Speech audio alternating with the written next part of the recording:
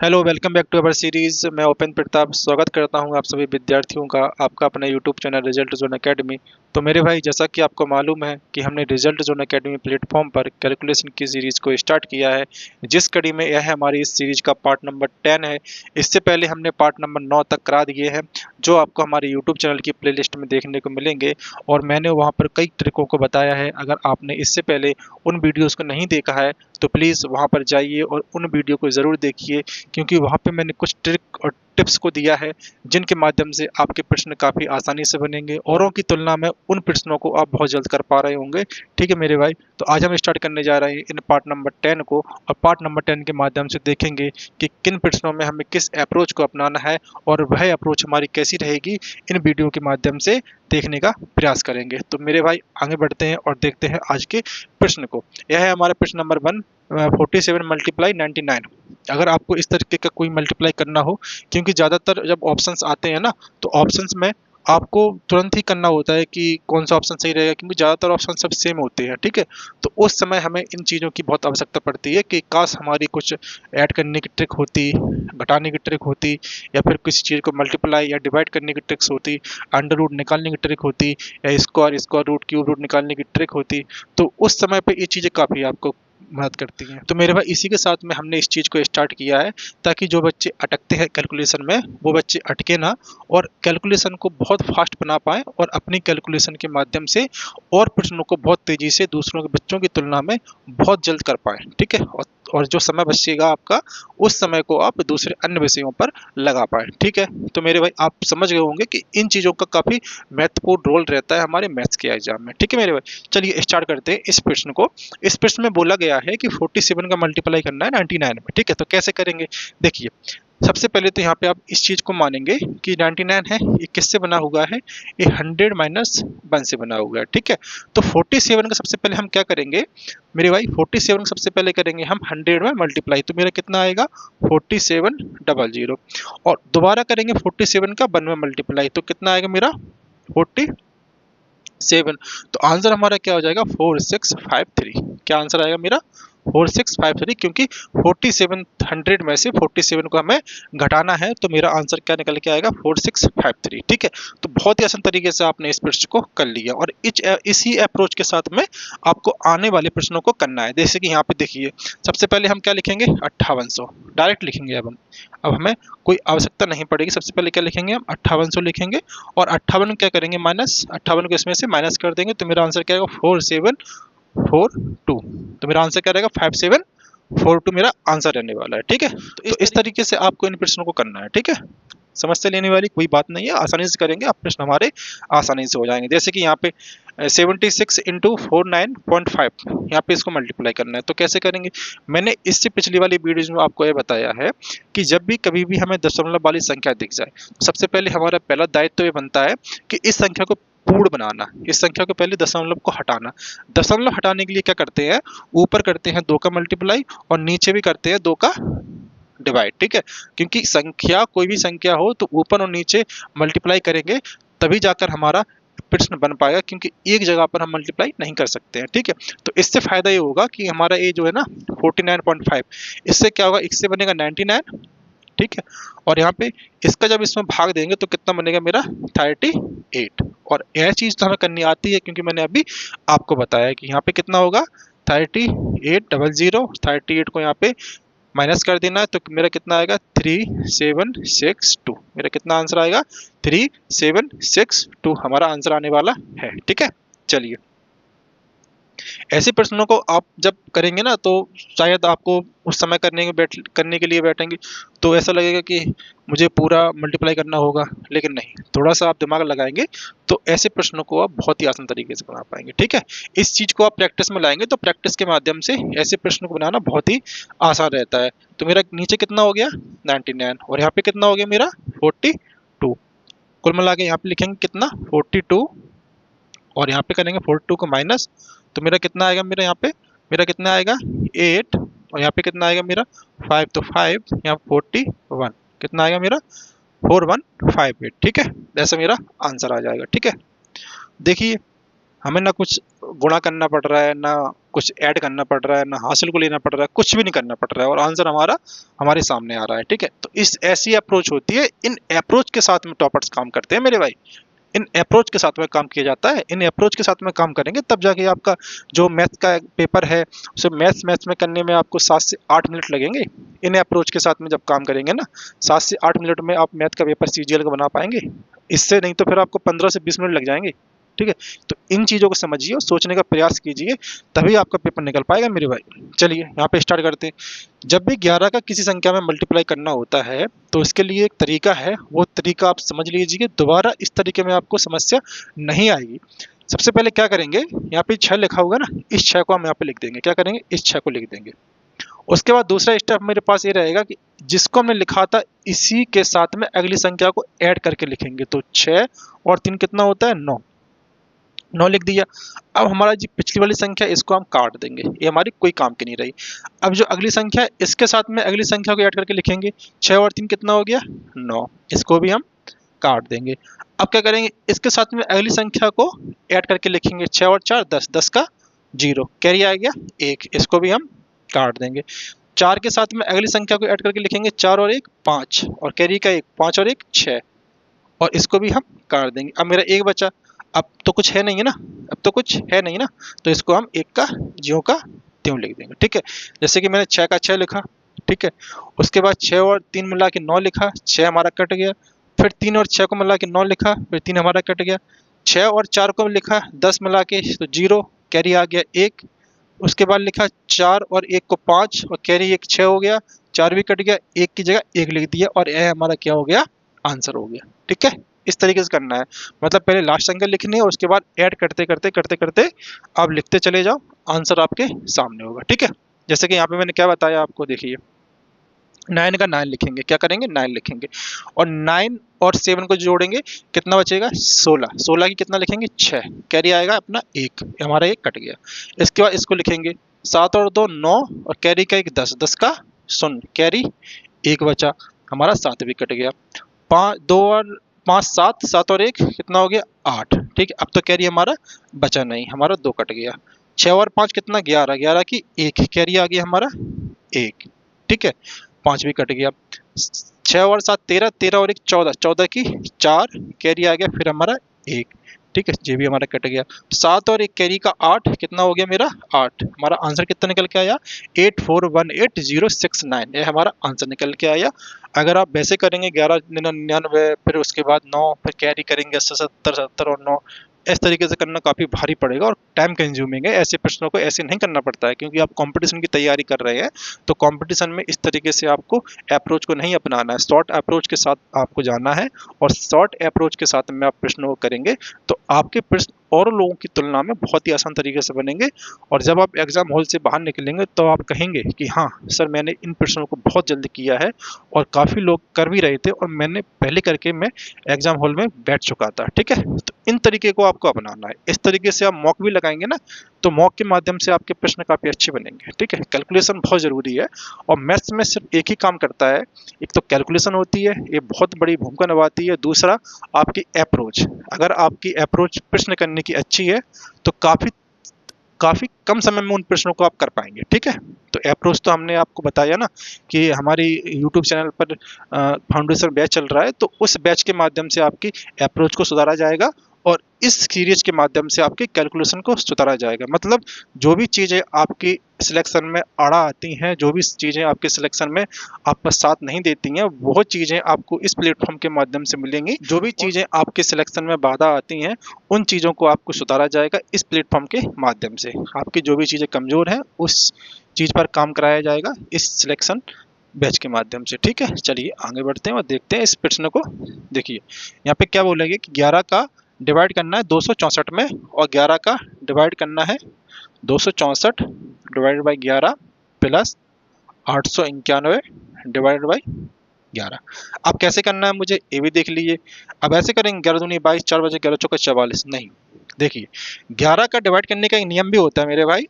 जब 3 संख्या हो ऊपर, न्यूमरेटर में 3 संख्या हो, और इन दोनों का ऐड 2 और 4 का ऐड बीच में आ रहा है, इन दोनों का ऐड बीच में आ रहा है, तो इसका जो भागफल होगा वो कितना होगा, 24 होगा। ठीक है, जैसे कि यहाँ पे बीच में 9 है तो इन दोनों का ऐड है, 8 और 1 का ऐड है, यानी कितना हो गया 9, तो हमारा भागफल कितना होगा 81। अब इसका करेंगे, इसको हम जोड़ देंगे। क्या करेंगे मेरे भाई, इसको हम जोड़ेंगे, तो 5 10 105/11 हमारा क्या होगा, 105/11 हमारा इस प्रश्न का आंसर होगा। ठीक है, फिर आपको वैसे नहीं करना, सिंपल तरीके से करना है। और वीडियो अगर आपको अच्छी लग रही है तो इस वीडियो को लाइक और शेयर मेरे भाई जरूर करें, और उन बच्चों तक जरूर पहुंचाएं जो तैयारी कर रहे हैं और तैयारी में उनकी कैलकुलेशन काफ़ी कमज़ोर है, तो उनके लिए यह वीडियो बहुत ही रामबाण है और यह सीरीज बहुत रामबाण है, क्योंकि इस सीरीज के माध्यम से आपकी कैलकुलेशन को बहुत बूस्ट कराया जाएगा। आपको फिर पेन और पेपर की आवश्यकता नहीं पड़ेगी, डायरेक्ट ही आप अपने माइंड मैप में उस चीज को बनाकर प्रश्नों को आसान तरीके से बना पाएंगे। ठीक है मेरे भाई, चलिए आगे बढ़ते हैं। क्या करना है इसमें, देखिए जब भी आपको लास्ट में एक एक आ जाए, ठीक है, लास्ट में सेम संख्या हो और सेम संख्या एक एक आए, सबसे पहले क्या करेंगे, इसका और इस लास्ट संख्या को मल्टीप्लाई करेंगे तो एक लिख देंगे। कितना करेंगे, एक लिख देंगे। उसके बाद मुझे क्या करना है, इन दोनों को ऐड करना है।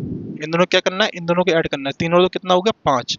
उसके बाद इन दोनों को ही मल्टीप्लाई करना है। कितना करना है, मल्टीप्लाई। 3 और 2 कितना हो गया, 6। तो मेरा आंसर कितना आ गया, 651। कितना आया, 651। ऐसे करना है, जैसे कि यहाँ पे मेरा लिखा है 31 का मल्टीप्लाई करना है मुझे 51 में। ठीक है, तो 1 का मल्टीप्लाई 1 में करेंगे तो 1 तो मेरा आना ही आना है। उसके बाद इसको ऐड करेंगे, 5 और 3 कितना हो गया, 8। मल्टीप्लाई कर दो, 5 दिया 15, कितना आंसर आ गया, 1581। ठीक है, ऐसे करना होता है। बात समझ आई ना, ऐसे करना है। जैसे कि यहाँ पे क्या लिखा होगा, डायरेक्ट आंसर देंगे। 1 का 1, 9 और 2 11, 11 की 1 कैरी 1, 9 दूनी 18, 18 और 1 19। कैलकुलेटर खोल के देख लीजिए, आपका आंसर आपके सामने होगा। ठीक है, ऐसे करना है। पहले मैंने क्या किया, 1 का मल्टीप्लाई 1 में करके लिख दिया। उसके बाद 2 और इसको 9 और 2 को जोड़ा तो कितना हो गया, 11, 11 की आ गया 1, कैरी को मैंने 1 बचा लिया। इसका फिर मल्टीप्लाई किया 9 का और 2 में, कितना 18, 18 और 1 कितना हो गया 19। तो 1911 हमारा क्या हो गया, आंसर हो गया। जैसे कि यहाँ पे देखिए मेरे भाई, यहाँ पे 1 का मल्टीप्लाई करेंगे 1 में तो 1 आ जाएगा। ठीक है, 8 और 7 कितना हो गया, 15। 15 की यहाँ पे क्या लिखेंगे, 5, कैरी आएगा मेरा कितना 1, 8 7 कितना होता है 56, 56 और 1 कितना हो गया मेरे भाई 57। आंसर क्या निकल के आया, 5751। यह हमारे प्रश्न का आंसर हो जाएगा। ठीक है ना, चलिए क्यूब ऑफ 23 का हमें निकालना है। वीडियो अगर आपने इससे पहले नहीं देखी है तो वहां पर जाइए, मैंने क्यूब करना आपको सिखाया है, और जिन बच्चों ने नहीं देखी है तो यहाँ भी आप समझ सकते हैं। देखिए इसको मानते हैं हम ए, इसको क्या मानते हैं ए, इसको क्या मानते हैं मेरे भाई, इसको मानते हैं हम बी। क्या मानते हैं मेरे भाई, इसको मानते हैं बी। देखिए अब करना कैसे है, इसका करेंगे पहले क्यू, ए का क्यू करेंगे और बी का क्यू करेंगे यहाँ पे। ठीक है, ए सबसे पहले करेंगे ए का क्यू, ए मतलब 2 का क्यू लिख के लिखेंगे। इसके बाद लिखेंगे बी का क्यू लास्ट में, यानी 3 का क्यू। और बीच में हमारे 2 स्टेप हैं। बीच में हमारी क्या स्टेप है, बीच में हमारे 2 स्टेप हैं। सबसे पहले शुरू वाली संख्या है ना, शुरू वाली संख्या का स्क्वायर करके बी में मल्टीप्लाई करेंगे, यानी कि ए स्क्वायर बी। और दूसरा स्टेप रहेगा लास्ट वाली संख्या का स्क्वायर करके ए में मल्टीप्लाई करना है, तो ए बी का स्क्वायर। ठीक है, उसके बाद इसको कर देना है दोगुना। क्या करना है, दोगुना। क्या करना है, दोगुना। इसको भी दोगुना कर देंगे, हमारा आंसर हमारे सामने आ जाएगा। जैसा कि समझने का प्रयास करेंगे, 2 का क्यू, पहले मैंने क्यू किया, क्यू कितना हो गया, 2 का क्यू कितना होता है 8, कितना हो गया 8। उसके बाद 3 का क्यू कितना हो गया मेरे भाई 27, कितना हो गया 27। अब दूसरा स्टेप क्या है, ए का स्क्वायर करके बी में मल्टीप्लाई करना है। 2 का स्क्वायर कितना है 4, 4 का मल्टीप्लाई करेंगे 3 में कितना आएगा 12, कितना आएगा 12। अब दूसरा स्टेप क्या है, बी का स्कोर करना है। बी का स्कोर मतलब 3 का स्कोर कितना होगा 9, 9 का मल्टीप्लाई किसमें करना है 2 में, 9 दूनी 18, कितना होगा 18। अच्छा अब इसको करना है दोगुना, 12 का दोगुना कितना होता है 24, 18 का दोगुना कितना होता है 36। अब इसको करेंगे ऐड, ऐड कैसे करेंगे, डायरेक्ट 27 27 नहीं लिखेंगे, इसको ऐड करके ही लिखेंगे, इसको भी ऐड करके ही लिखेंगे, इसको भी ऐड करके नहीं लिखेंगे। क्या करना है, हमें लास्ट की संख्या ऐड करके लिखनी है। क्या करना है, लास्ट की संख्या को लिखना है। यहाँ 7 लिखा है तो 7 लिखेंगे, और ये 2 है ना, 2 अगली संख्या में जोड़ेगा। ठीक है, जैसे कि 18 और 2 कितना हो गया 20, 20 और 36 कितना हो गया 56, 56 के लिखेंगे यहाँ पे 6, कैरी आएगा मेरा कितना 5। अब इस 5 को जोड़ेंगे अगली संख्या में, तो 12 और 24 कितना 36, 36 और 5 कितना होता है मेरे भाई 41, 41 के कितना लिखेंगे 1, कैरी कितना आएगा मेरे भाई, कैरी आएगा 4, और इस कैरी को हम इसके साथ में ऐड कर देंगे तो 8 और 4 कितना होता है 12। तो हमारा आंसर क्या निकल के आया 12167, मतलब 23 का जो क्यू निकलेगा वो कितना निकलेगा 12167 निकलेगा। ठीक है, यह चीज आपको समझ आ गई होगी। ठीक है, जब भी क्यू निकालेंगे तो इस फॉर्मूला के साथ में आपको क्यू निकालना होगा। ठीक है, इस फॉर्मूला से साथ करेंगे तो क्यू निकालना काफी आसान रहेगा। ठीक है, चलिए यहाँ पे देखिए 56 का मल्टीप्लाई करना है 52 में। अब इसको कैसे करेंगे आप, क्या आपको वही तरीका अपनाना है कि 2 का मल्टीप्लाई करेंगे फिर 5 का मल्टीप्लाई करेंगे आंसर मेरे सामने आ जाएगा? नहीं, ऐसा नहीं करना है। इस ऐसे जब भी मैं इन चीज़ों को लेके आऊँ ना, तो ये चीज़ हमेशा ध्यान रखना कि इसको हम सादा तरीके से तो करेंगे ही नहीं, और ऐसा तरीके से करेंगे जिस तरीका हमारा जिसमें पेन उठाने की मुझे आवश्यकता ना पड़े, इस तरीके से करना होगा, क्योंकि ये कैलकुलेशन की सीरीज है और कैलकुलेशन को यहाँ पे शॉर्ट तरीके से समझाया जाता है। तो ठीक है, शॉर्ट तरीके के माध्यम से ऐसे प्रश्नों को करना बहुत ही आसान रहेगा मेरे भाई, समझने का प्रयास करेंगे। जैसा कि यहाँ पे क्या लिखा हुआ है, यहाँ पे देखिए 50 से कितना ज़्यादा है, 50 से कितना ज़्यादा है, 50 से +6, और 50 से एक कितना ज़्यादा है, 50 से +2 ज़्यादा है। ठीक है, चलिए अब इन दोनों को करेंगे मल्टीप्लाई। क्या करेंगे, मल्टीप्लाई। 6 दूनी कितना होता है 12, कितना होता है 12। 56 में या फिर 2 को ऐड कीजिए, या 52 में 6 का ऐड कीजिए तो कितना होगा 52 और 6 कितना हो गया 58, 58 कर दीजिए क्या आधा, तो कितना आएगा 29, और यह हमारा आंसर क्या होगा, आंसर क्या होगा, आंसर। अब आपको वैसा नहीं करना है कि 2 का मल्टीप्लाई कर देंगे फिर 5 का मल्टीप्लाई कर लेंगे आंसर मेरा आ जाएगा, लेकिन ऐसे नहीं करना है।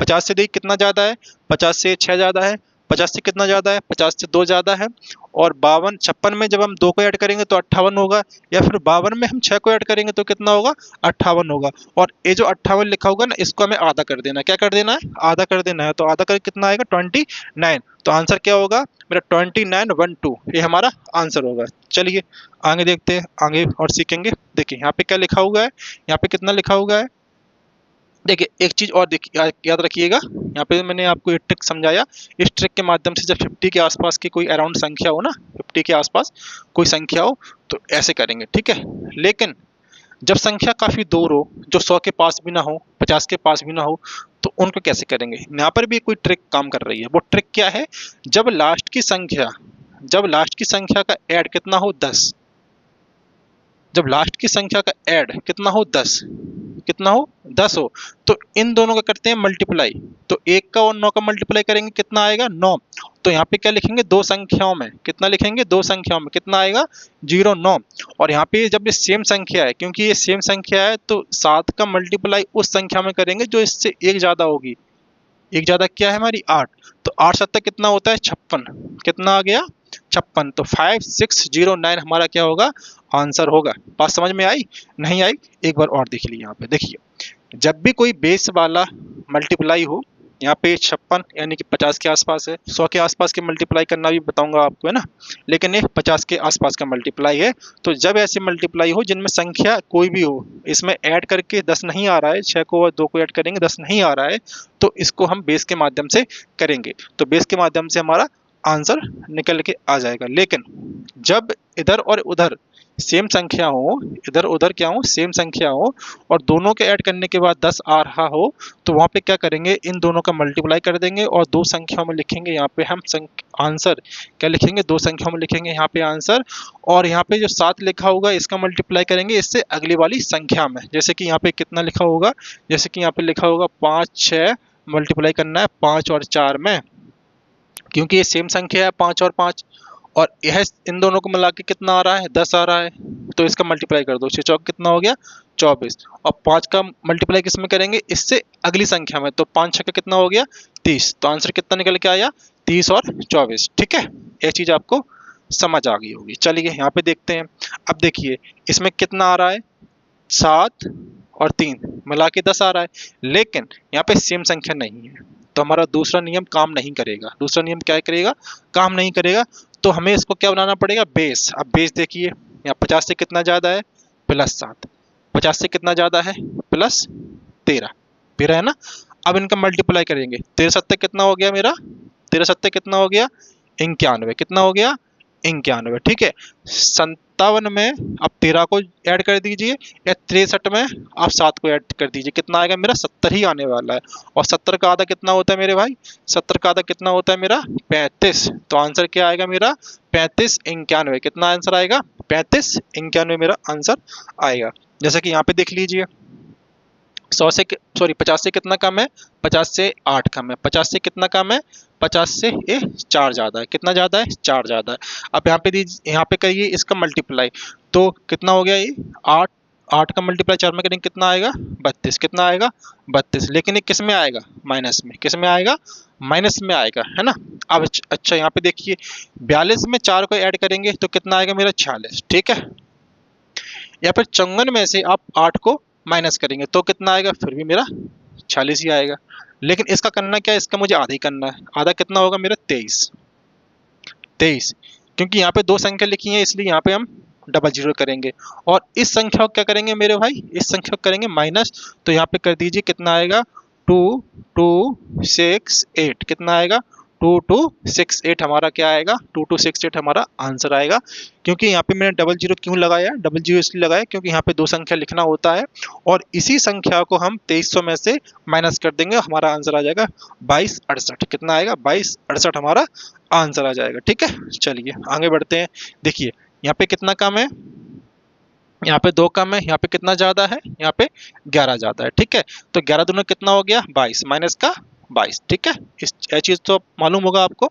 इसमें से इसको ऐड कीजिए या इसमें से इसको माइनस कीजिए।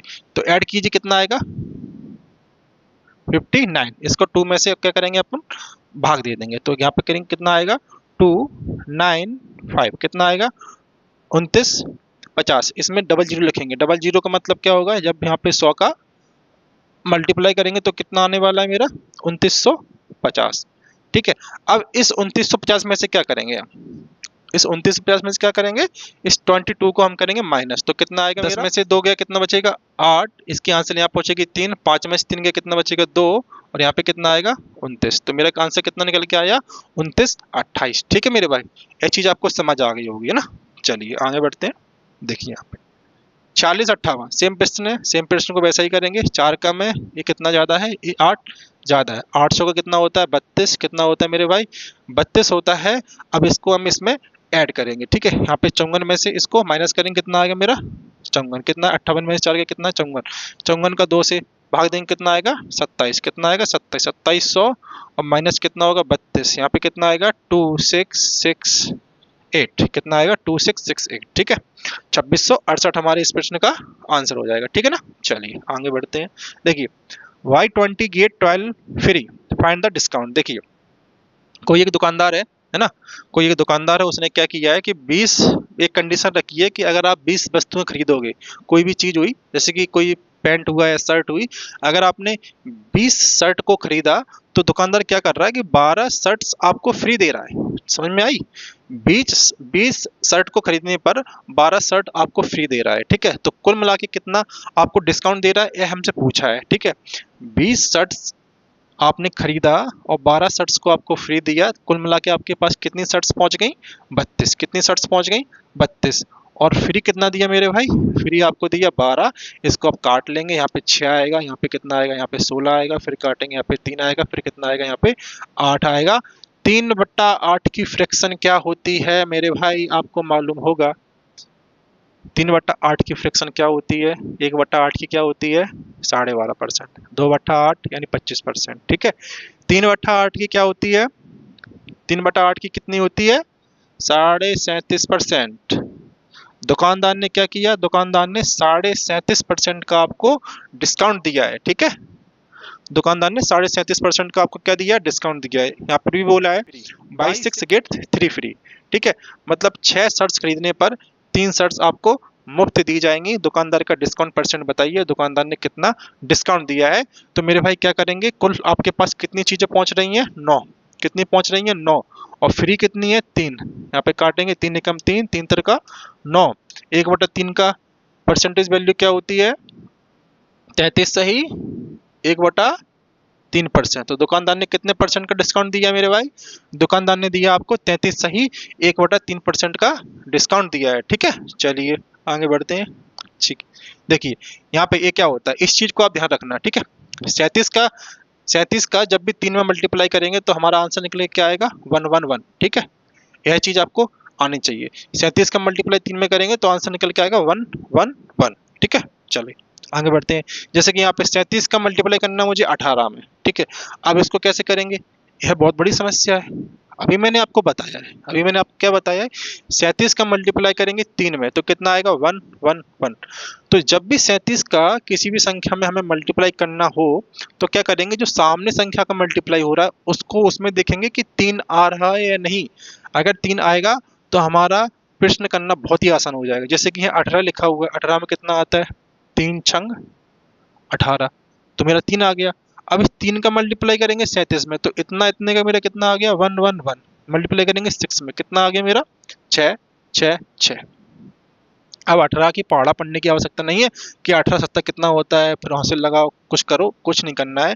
डायरेक्ट आप काट के देखो यहाँ पे 3 आ रहा है या नहीं, 3 आएगा तुरंत ही 37 का मल्टीप्लाई कर दो। 37 का मल्टीप्लाई करने के बाद आपका 111 आ जाएगा और डायरेक्ट ही उसके साथ मल्टीप्लाई कर दो, आपका आंसर आपके सामने होगा, ठीक है।